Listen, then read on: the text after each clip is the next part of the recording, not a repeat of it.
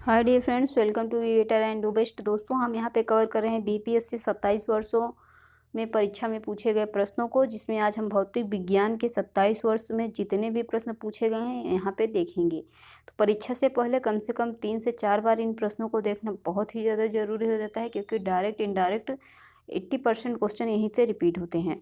तो पहला प्रश्न देखते हैं, निम्न तत्वों में से किसमें न्यूट्रॉन नहीं होता है। तो देखिए यहाँ पे हाइड्रोजन में क्या होता है, न्यूट्रॉन नहीं होता है। इसकी व्याख्या देख लेते हैं। हाइड्रोजन का परमाणु क्रमांक क्या होता है, 1 होता है। साधारण हाइड्रोजन समस्थानिक प्रोटियम में कोई भी न्यूट्रॉन नहीं होता। भारी हाइड्रोजन समस्थानिक ड्यूटेरियम में 1 न्यूट्रॉन होता है, जबकि अत्यधिक भारी हाइड्रोजन समस्थानिक में, जिसको ट्राइटिरियम कहते हैं, इसमें 2 न्यूट्रॉन होते हैं। तो आपसे पूछा है किसमें न्यूट्रॉन नहीं होता, हाइड्रोजन में न्यूट्रॉन नहीं होता है, ठीक है। और यहाँ पे जो साधारण हाइड्रोजन होता है, जिसको प्रोटियम कहते हैं, प्रोटियम साधारण हाइड्रोजन होता है। पहली बात, इसमें न्यूट्रॉन नहीं होता है। ड्यूटेरियम क्या होता है, भारी हाइड्रोजन होता है, इसमें 1 न्यूट्रॉन होता है। और ट्राइटिरियम क्या होता है, ट्राइटियम यह अत्यंत भारी होता है, इसमें 2 न्यूट्रॉन होते हैं। तो इसको आप ग्राफ बना के कहीं लिख लीजिएगा। पहले में प्रोटियम, दूसरे में ड्यूटेरियम, तीसरे में ट्राइटियम। तो जो प्रोटियम होता है यह साधारण हाइड्रोजन होता है, इसमें कोई भी न्यूट्रॉन नहीं पाया जाता।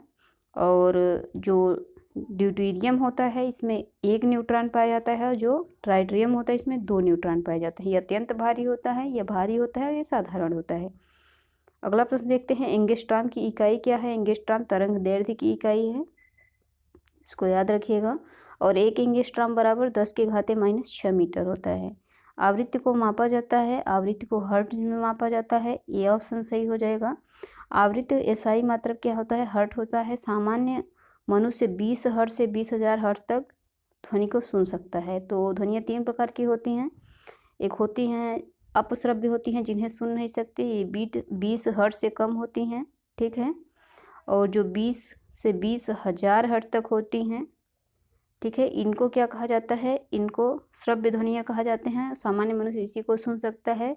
और 20,000 प्लस, ठीक है, 20,000 प्लस जो हर्ट्ज तक होती हैं उनको क्या करते हैं, उनको हम नहीं सुन सकते, ठीक है, वो हानिकारक होती हैं। घड़ी में प्रयोग किए जाने वाले कार्ट्ज क्रिस्टल होते हैं। तो घड़ी में जो कार्ट्ज क्रिस्टल होते हैं किसके बने होते हैं, सिलिकॉन डाइऑक्साइड के बने होते हैं, ठीक है, इसको आप लोग ध्यान रखिएगा। इसकी व्याख्या देख लेते हैं। घड़ी में जो कार्ट्ज क्रिस्टल होते हैं सिलिकॉन डाइऑक्साइड के बने होते हैं। इसका सूत्र आप लोग याद रखिएगा, हो सकता है अगली बार सूत्र दे दे, SiO2 होते हैं। यद्य प्राकृतिक रूप से इनमें कुछ राक क्रिस्टल भी होते हैं, राइन स्टोन भी पाए जाते हैं, वस्तुतः जिनका वाणिज्यिक रूप से उपयोग भी होता है, और वे मानव निर्मित होते हैं। कार्ट्ज क्रिस्टल का प्रयोग रेडियो टेलीविज़न में भी किया जाता है। हर्ट्ज में मापा जाता है, रिपीटेड प्रश्न है, अभी आपने देखा। हर्ट्ज आवृत्ति मापा जाता है हर्ट्ज में, ठीक है। एसआई मात्रक क्या होता है, हर्ट्ज होता है। मनुष्य इतने 20 से 20,000 हर्ट्ज तक ध्वनि सुन सकता है। ये सारी चीज़ें आप देख चुके हैं पहले ही। और विद्युत शक्ति की इकाई क्या है, तो विद्युत शक्ति की वोल्ट है, ठीक है, सॉरी वाट है। विद्युत शक्ति किस में मापी जाती है, वाट में मापी जाती है, ठीक है। जैसे कि आपके यहाँ बिजली बिल आता है तो कितने वाट, ठीक है, कितने वाट बिजली है, तो वाट में मापा जाता है। विद्युत शक्ति को पी से डिनोट करते हैं, पावर, पावर बराबर कार्य बटे समय। और इसका जो एसआई मात्रक है वह वाट है। दृश्य स्पेक्ट्रम में तरंग दैर्ध्य की सीमा कितनी होती है, तो दृश्य स्पेक्ट्रम मतलब विजुअल जो होता है वो 39,000 से 7,600 एंगस्ट्रॉम तक होता है। अब देखिए, दृश्य स्पेक्ट्रम प्रकाश के संबंध में कोई भी निश्चित सीमा रेखा निर्धारित करना कठिन है, क्योंकि यह उम्र के साथ आँखों की जो क्षमता होती है देखने की, वो मतलब दूरी और तीव्रता क्या होती है, दूरी और तीव्रता पर निर्भर करती है। जैसे जैसे देखते हैं बूढ़ा व्यक्ति नज़दीक की चीज़ों को नहीं देख सकता, और थोड़ा सा जो वयस्क हैं उनको दूर की चीज़ों को देखने में आजकल परेशानी आ रही है। तो इसको कोई निर्धारित नहीं किया जा सकता। सामान्य तौर पर अगर हम देखें 120 से, अगर नैनोमीटर में पूछा है तो 320 से लेके 860 तक होगा। और एंगस्ट्रॉम में पूछा है तो 3200 से लेके 8600 एंगस्ट्रॉम तक होता है। अगला प्रश्न यहाँ पे देखते हैं, ठीक है। अब यहाँ पे देखिए, अमेरिकी अंतरिक्ष एजेंसी नासा ने इसकी सीमा कितनी निर्धारित की है? अगर नासा से पूछ लिया जाए 380 से 700 नैनोमीटर बताया है, और SCERT ने कितना बताया है? 400 से 700 नैनोमीटर। तो ये अलग अलग विकल्प हैं, सबके अनुसार अलग अलग हैं, लेकिन वहाँ पे जो पूछा था उसमें वही सही था। सौर विकिरण निम्नलिखित में से किस परास में दिखता है? तो सौर विकिरण आपका 400 से 700 के परास में दिखता है। तो वही पूछा है, दृश्य प्रकाश या सौर्य प्रकाश पूछा है, परास पूछा है, तो 400 से 700 इसको ध्यान रखना है। आर्द्रता किस उपकरण से मापा जाता है? तो हाइग्रोमीटर का नाम आपने सुना होगा। और लैक्टोमीटर से क्या मापा जाता है? दूध की शुद्धता मापी जाती है। हाइड्रोमीटर से क्या मापा जाता है? यह द्रव्य मापने की इकाई होती है। तो आर्द्रता का आपका क्या हो जाएगा? हाइग्रोमीटर यहाँ पे सही आंसर हो जाएगा। इसको यहाँ पे देख सकते हैं। हाइग्रोमीटर क्या होता है? वायुमंडल की आर्द्रता मापता है। और हाइड्रोमीटर क्या होता है? द्रव या जलों के तुलनात्मक घनत्व को मापता है। दाब किसकी इकाई है? तो दाब आपका न्यूटन मीटर वर्ग मीटर। इसको हम कैसे लिख सकते हैं? न्यूटन, ठीक है, आप न्यूटन भी लिख सकते हैं और मीटर स्क्वायर भी लिख सकते हैं। तो अगर ये भी देता है या ये देता है, दोनों सेम ही है, यहाँ वर्ग लिख के दिया है तो परेशान नहीं होना है, सेम चीज़ होगी, ठीक है। और यह क्या है? एक अदिश राशि है, दिशा की जरूरत नहीं पड़ती। दाब लगाना है तो आपको दिशा की जरूरत थोड़ी पड़ती है, हमको इसी दिशा में दाब लगाना है। मात्रक न्यूटन मीटर स्क्वायर होता है और जिसे पास्कल भी कहते हैं, ठीक है। तो अगर आपसे पूछ ले कभी पास्कल किसकी इकाई है, पास्कल किसकी इकाई है, तो इसका कमेंट करके बताइए। दाब मात्रक है, वही चीज़ यहाँ पे पूछा है फिर से। तो देखिए यहाँ पे किग्रा दिया है, ये सब कुछ नहीं होगा, ई वाला ऑप्शन सही हो जाएगा, क्योंकि इनमें से कोई नहीं है। व्याख्या आप देख चुके हैं, न्यूटन मीटर स्क्वायर होता है। निम्नलिखित में से कौन अदिश राशि है? तो अभी दाब यहाँ पे दिया है, दाब क्या है? अदिश राशि है। देखिए किस तरीके से प्रश्न यहाँ पे रिपीट हुए हैं, 3 बार यह प्रश्न रिपीट हुआ है। अगला प्रश्न यहाँ पे देखते हैं। 13 नंबर प्रश्न क्या कहता है कि किस राशि का मात्रक नहीं है? तो किस राशि का मात्रक नहीं होता? प्रतिबल का होता है, बल का होता है, दाब का होता है, विकृत का मात्रक नहीं होता है। यही इसका करेक्ट आंसर हो जाएगा। विकृत क्या है? विकृत एक बीमा विहीन राशि है। क्या है? बीमा विहीन राशि है और इसका कोई भी मात्रक नहीं होता है। सही कथन आपको चुनना है। चलिए देख लेते हैं। लाल प्रकाश का रंग तरंगदैर्घ्य बैगनी प्रकाश से ज़्यादा होता है। क्यों ज़्यादा होता है? आपको बताना है, इसका तरंगदैर्घ्य क्यों ज़्यादा होता है। तो बैगनी रंग का तरंगदैर्घ्य सबसे कम और आवृत्ति सबसे अधिक होती है। तो जिसकी आवृत्ति अधिक होती है उसका तरंगदैर्घ्य क्या होता है? कम होता है। जबकि लाल रंग का तरंगदैर्घ्य अधिक होता है क्योंकि इसकी आवृत्ति क्या होती है? न्यून होती है। एक परमाणु क्रमांक के केंद्र का धनावेशित हिस्सा कहलाता है। तो धनावेशित कौन होता है? तो धनावेशित न्यूक्लियस कहलाता है, ठीक है। केंद्र का धनावेशित पूछा है तो न्यूक्लियस होगा। एक परमाणु क्रमांक के केंद्र का धनावेशित हिस्सा नाभिक या न्यूक्लियस कहलाता है। नाभिक परमाणु का केंद्रक होता है। नाभिक क्या होता है? परमाणु का केंद्रक होता है। परमाणु के नाभिक में प्रोटॉन न्यूट्रॉन अवस्थित रूप से न्यूक्लियन कहलाते हैं। तो न्यूक्लियन क्या होता है? जहाँ पे प्रोटॉन और न्यूट्रॉन क्या होते हैं? उपस्थित होते हैं, अवस्थित होते हैं। प्रोटॉन क्या होता है? धनावेश होता है, ठीक है, धनात्मक आवेश युक्त होता है। अगला प्रश्न यहाँ पे देखते हैं। और न्यूट्रॉन क्या होता है? उदासीन होता है। और इलेक्ट्रॉन क्या होता है? वो ऋणात्मक होता है। तो इसको ध्यान रखना है। देख लीजिए, जो आपका प्रोटॉन होता है वो धनात्मक होता है, न्यूट्रॉन क्या होता है? उदासीन होता है, और इलेक्ट्रॉन क्या होता है? यह निगेटिव होता है, ऋणात्मक होता है। अब यहाँ पे देखते हैं, प्रोटॉन और न्यूट्रॉन का द्रव्यमान 1.672 × 10 होता है, ठीक है। और यहाँ पे देखिए इसकी खोज किसने की थी? अर्नेस्ट रदरफोर्ड और जेम्स चैडविक ने। तो प्रोटॉन की खोज किसने की थी? रदरफोर्ड ने। न्यूट्रॉन की खोज चैडविक ने करी थी। अगला प्रश्न देखते हैं। एक ठोस के सीधे गैस में परिवर्तित, मतलब जैसे कि आप देखते हैं कपूर को जला देते हैं, कपूर क्या होता है? एक ठोस होता है, ठीक है। कपूर को नेपथलीन हो गया, इसको जलाते हैं तो सीधा ये गैस में बदल जाती है, तो उसी को ऊर्ध्वपातन कहते हैं। क्या कहते हैं? ऊर्ध्वपातन। ऊर्ध्वपातन वह प्रक्रम है जिसके द्वारा ठोस क्या होता है? सीधे क्या बन जाता है? गैस बन जाता है, और गैस से सीधे ठोस बन जाता है। गैसीय अवस्था से सीधे ठोस अवस्था में आ जाता है, उसी को ऊर्ध्वपातन कहते हैं। कास्मिक किरणें क्या होती हैं? कास्मिक किरणें आपकी आवेशित कण होते हैं। कास्मिक किरणें क्या होती हैं? आवेशित कण होते हैं। कास्मिक किरणें विद्युत चुंबकीय स्पेक्ट्रम का भाग नहीं होती हैं। ये उच्च ऊर्जा आवेशित कण होते हैं जो अंतरिक्ष में लगभग प्रकाश की गति से गमन करते हैं। जितनी प्रकाश की गति होती है उसी गति से ये कण भी गमन करते हैं। 2G स्पेक्ट्रम में अक्षर जी शब्द प्रयुक्त हुआ है, इसका क्या मतलब है? जनरेशन से मतलब है। क्या है? जनरेशन से मतलब है 2G स्पेक्ट्रम में। ठीक है, दूसरी पीढ़ी के बेतार संचार प्रौद्योगिकी 2G स्पेक्ट्रम में जी जनरेशन पीढ़ी के लिए प्रयुक्त किया गया है, इसको पीढ़ी भी कहते हैं। ठीक है, राडार का आविष्कार किसने किया था? रॉबर्ट वाटसन ने किया था। रडार का आविष्कार कब किया था? 1935 में किया था, द्वितीय विश्व युद्ध में। इसी रडार का प्रयोग जो है हवाई हमलों से पूर्व सचेत करने के लिए किया गया था। तो द्वितीय विश्व युद्ध में हवाई हमलों, ठीक है, हवाई हमलों से पूर्व जो सूचना देता था वो कौन था? रडार ही था। चलिए अगला प्रश्न देख लेते हैं, बहुत ही इंपॉर्टेंट है। गार्ड पार्टिकल क्या होता है? गार्ड पार्टिकल आपका हिग्स बोसान। गार्ड पार्टिकल क्या है? हिग्स बोसान है। हिग्स बोसान एक मूल कण है जिसकी प्रथम परिकल्पना 1964 में की गई। इसका प्रायोगिक सत्यापन 14 मार्च 1913 को किया गया। वैज्ञानिक समुदाय के बाहर और मीडिया अक्सर इस कण को ईश्वरीय कण या गार्ड पार्टिकल भी कहा जाता है। मतलब इसको वैज्ञानिक समुदाय से बाहर रखा गया है, वैज्ञानिकों के बस की बात नहीं, इसलिए इसको ईश्वरीय कण या गार्ड पार्टिकल कहा गया है। ठीक है, हिग्स बोसान कण की खोज करने वाले वैज्ञानिक की जोड़ी जो थी ब्रिटेन के थे, पीटर डब्ल्यू हिग्स और बेल्जियम के डब्ल्यू एंगल्ट ने 2013 में भौतिक विज्ञान के क्षेत्र में नोबेल पुरस्कार से भी इनको सम्मानित किया गया था। सीवी रमन को भौतिकी के लिए नोबेल पुरस्कार कब मिला था? सभी को पता है, 1930 में मिला था। ठीक है, और थोड़ा सा यहाँ पे नोबेल पुरस्कार हम देख लेते हैं। भारती के चंद्रशेखरन वेंकट रमन का पूरा नाम है। और रविन्द्रनाथ ठाकुर को मिला था साहित्य के क्षेत्र में 1913 में। और हरगोविंद खुराना को 1968 में चिकित्सा के क्षेत्र में। सुब्रमण्यम चंद्रशेखर को भौतिकी में। 83 मदर टेरेसा को शांति के लिए 1989 में। ठीक है, 79 में। और अमर्त्य सेन को किसके लिए मिला था? 1998 में, अर्थशास्त्र के लिए। टेलीस्कोप की खोज किसने करी थी? टेलीस्कोप की खोज गैलीलियो ने करी थी। इस सदी की शुरुआत में हवाई जहाज का आविष्कार किसने किया था? हवाई जहाज का आविष्कार राइट ब्रदर्स ने किया था, राइट ब्रदर्स। ठीक है, इसको याद रखिएगा। एक माइक्रोन किसके बराबर होता है? तो 1 माइक्रोन 10⁻³ तो 10⁻³ करेंगे तो 1/1000 हो जाएगा।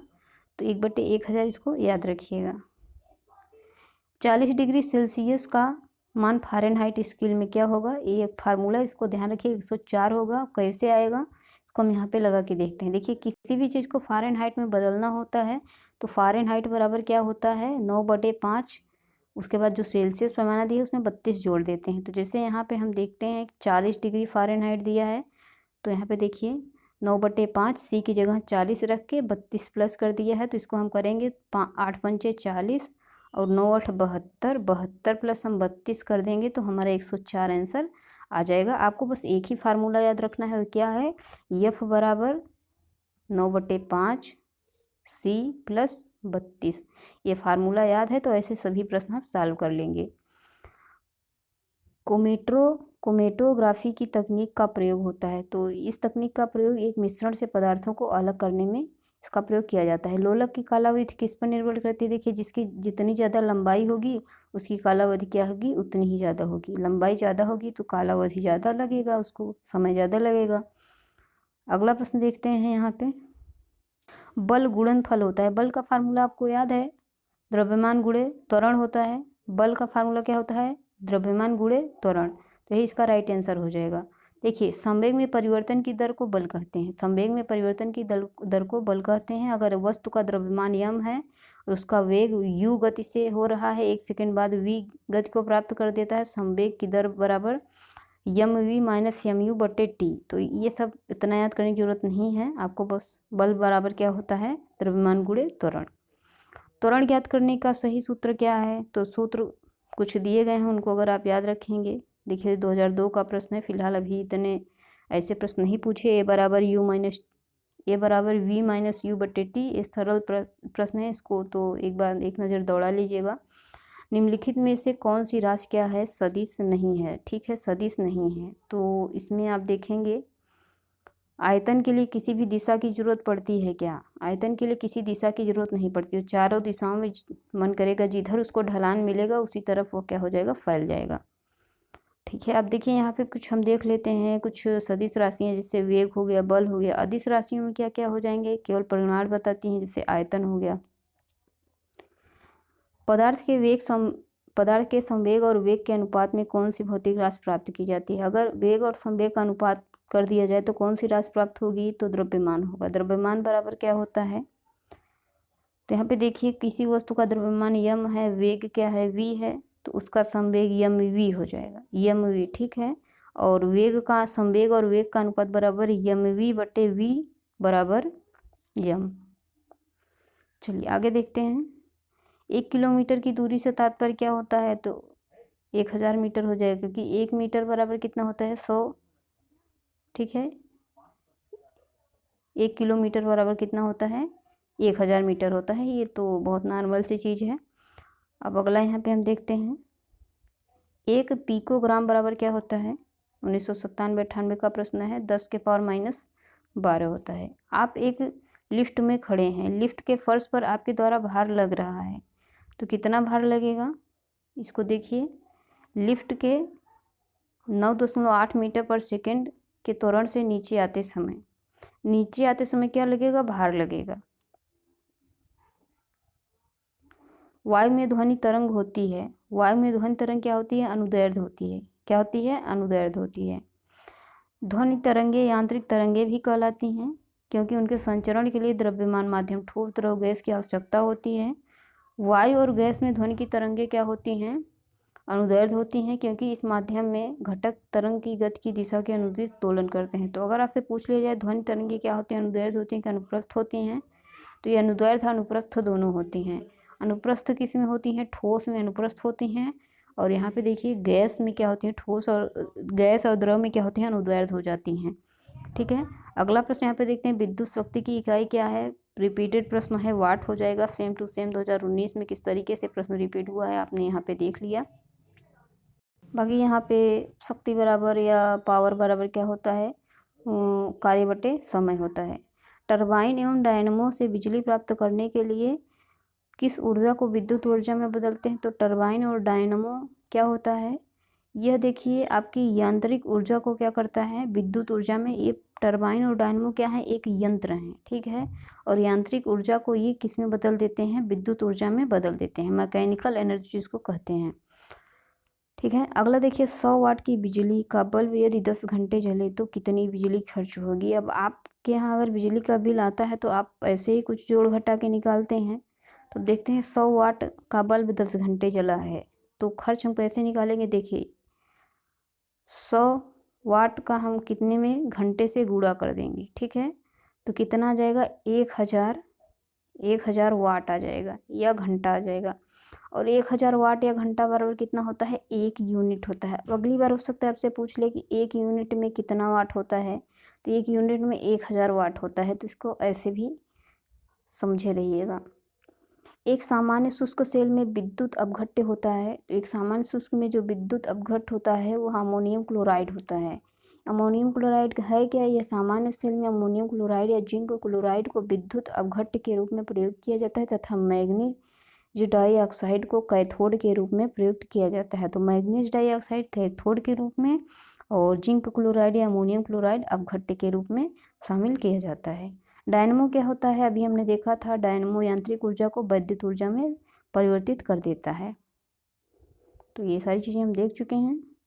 विद्युत मोटर क्या होता है, विद्युत मोटर ये क्या करता है, विद्युत ऊर्जा को किस में बदलेगा, सोचिए। विद्युत ऊर्जा को ये यांत्रिक ऊर्जा में बदल देता है। ठीक है। विद्युत मोटर क्या करता है, विद्युत ऊर्जा को यांत्रिक ऊर्जा में बदल देगा।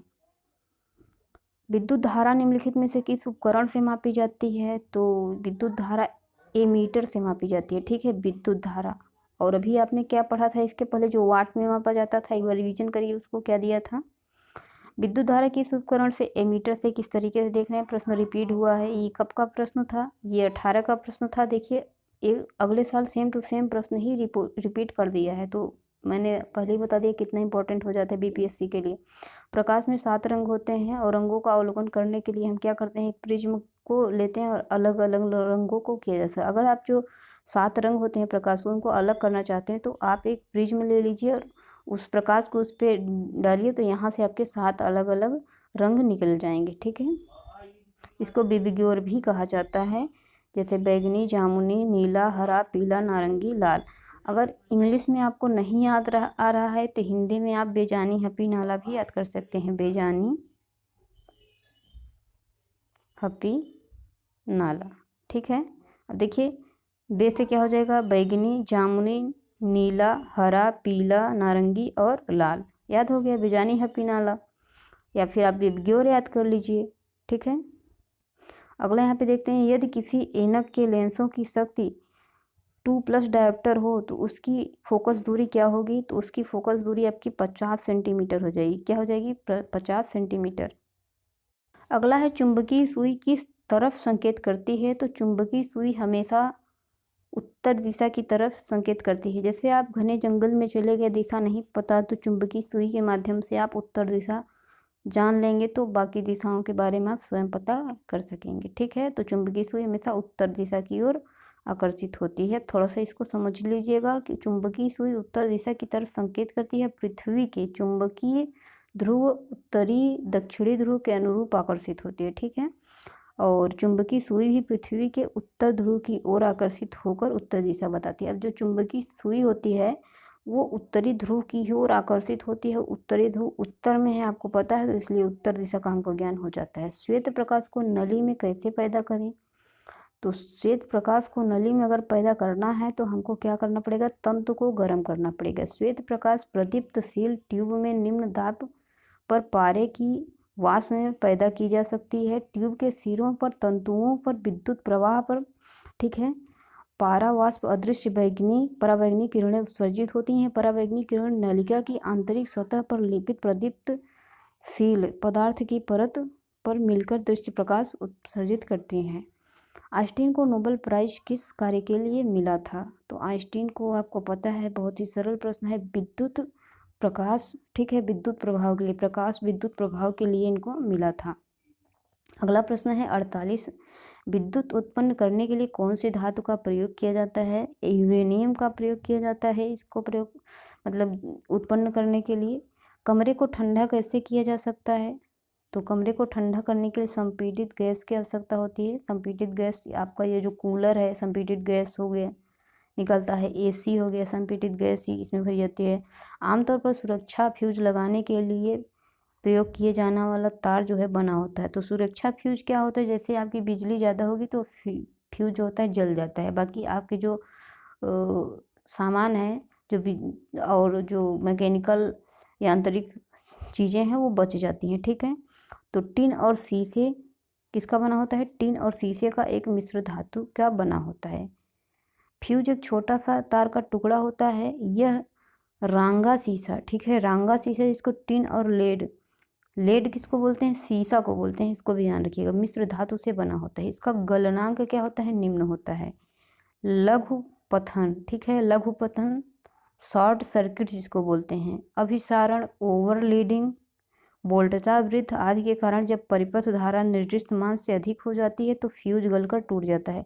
देखिए बिजली अगर अधिक हो जाएगी, ठीक है, तो इसका गलनांक अधिक होता है तो सबसे पहले क्या होता है, गल के टूट हो जाता है, बिजली अपने आप कट जाती है। ठीक है, इससे इलेक्ट्रॉनिक उपकरणों को नुकसान से किसी भी प्रकार की दुर्घटना टल जाती है। ठीक है, इसीलिए फ्यूज तार को लगाया जाता है। अतिचालक लक्षण क्या होता है, सूक्ष्म पारगम्यता।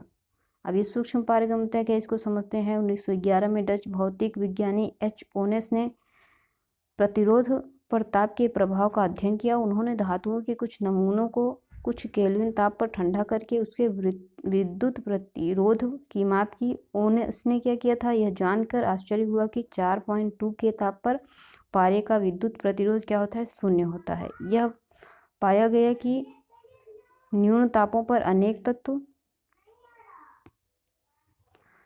यौगिक भी ऐसा भी व्यवहार दर्शाते हैं, तो इसको आप पढ़ लीजिएगा, इतना इम्पोर्टेंट नहीं है। ठंडक के दिनों में देखिए कुछ एग्जाम्पल और जीवन से जुड़ी हुई चीज़ें पूछी जाती हैं, जो आपकी उष्मा हो गया, प्रकाश हो गया, तो ऐसा पूछना इसलिए जरूरी रहता है कि वास्तव में आपने व्यवहार में उसको जाना है, समझा है कि नहीं, इसीलिए साइंस में ऐसे प्रश्न को रखा जाता है। ठंडक के दिनों में लोहे के गुटके और लकड़ी के जो गुटके होते हैं प्रातःकाल छुएं तो लोहे का जो गुटका होता है अधिक ठंडा होता है। इसके विपरीत अगर हम देखें तो गर्म करने पर लोहा जल्दी गर्म होगा, लकड़ी कम देर में गर्म होगी। तो इसका रीज़न क्या होता है? इसका रीज़न ये होता है कि लकड़ी की तुलना में जो लोहा होता है ऊष्मा का अच्छा सुचालक होता है या चालक होता है। लकड़ी उतना अच्छा ऊष्मा का सुचालक नहीं होता। जैसे मिट्टी और रेत में जो संबंध है वही लकड़ी और लोहे में है। ठीक है, अगला प्रश्न यहाँ पे देखते हैं। कमरे में रखा रेफ्रिजरेटर, रेफ्रिजरेटर का मतलब समझ रहे हैं ना, फ्रिज वगैरह जो होता है। अगर हम उसका दरवाज़ा खोल दें तो क्या होगा? कमरे को कुछ डिग्री ठंडा कर देगा। आप इसको रेफ्रिजरेटर के तापमान तक ठंडा कर सकते हैं, कमरे को थोड़ा सा गर्म कर सकते हैं। बिल्कुल सही। अगर आप रेफ्रिजरेटर का दरवाज़ा खोल देते हैं तो आपका कमरा जो है गर्म हो जाएगा, जबकि उसमें अंदर रखी हुई चीज़ें ठंडी हो जाती हैं। क्यों हो जाती हैं? थोड़ा सोचिएगा इसको, ठीक है। हर चीज़ जो है एग्ज़ाम पास करने के लिए नहीं होती। अगर आप उसको समझ लेंगे ना तो फिर एग्ज़ाम तो अपने आप निकल ही जाएगा। चलिए, तो यहाँ आपने देख ही लिया, गर्म हो जाता है क्योंकि इससे कुछ गैसें निकलती हैं जो कमरे को गर्म कर देती हैं। दो उत्तरोत्तर श्रृंग और दो उत्तरोत्तर गर्त, ये आपने देखा होगा ना ऐसे। तो दो उत्तरोत्तर श्रृंग और दो उत्तरोत्तर गर्त के बीच की जो दूरी होता है, मान लीजिए हमने इस दूरी को क्या कहेंगे? इसको तरंग दैर्ध्य कहेंगे। ठीक है, क्या कहेंगे? तरंग दैर्ध्य। बी ऑप्शन सही हो जाएगा। चलिए अगला प्रश्न यहाँ पे देखते हैं। ठीक है, 56 नंबर प्रश्न है। पढ़ने में काम आने वाले ग्लास लेंस किस लेंस से बनते हैं?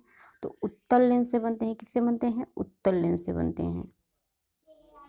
अगला यहाँ पे देखते हैं। ध्वनि का वायु में वेग कितना होता है? 330 मीटर सेकंड होता है। अब इसको यहाँ से देख सकते हैं कि शुष्क वायु में कितना होता है। शुष्क वायु में आपका 332 होता है, और तापमान अगर 0 है तो यही ज़्यादा पूछा जाता है, इसको भी ध्यान रखिएगा। उसके बाद यहाँ पे आपका लोहा पूछा जाता है, कांच पूछा जाता है, तो इनको भी आप अच्छे से देख लीजिएगा, इतना इम्पोर्टेंट नहीं है। हम आगे बढ़ते हैं। 58 नंबर प्रश्न है। प्रकाश विकिरणों की प्रकृति क्या होती है? प्रकाश विकिरणों की प्रकृति कण और दोनों माध्यम में क्या करते हैं? गमन करते हैं, इसलिए सी ऑप्शन इसका सही हो जाएगा। आकाश नीला क्यों होता है? क्योंकि लघु तरंग दैर्ध्यों के अपेक्षाकृत वायुमंडल में अधिक प्रकीर्ण होते हैं। अब आकाश नीला क्यों होता है? ये किस कारण से होता है? प्रकाश के अपवर्तन के कारण, परावर्तन के कारण। ठीक है, तो आप इसको कमेंट करके बताइएगा। चलिए, इसका लघु तरंग दीर्घ तरंगों की अपेक्षा क्या होते हैं? वायुमंडल में अधिक प्रकीर्ण होते हैं। अगला प्रश्न यहाँ पे हम देखते हैं।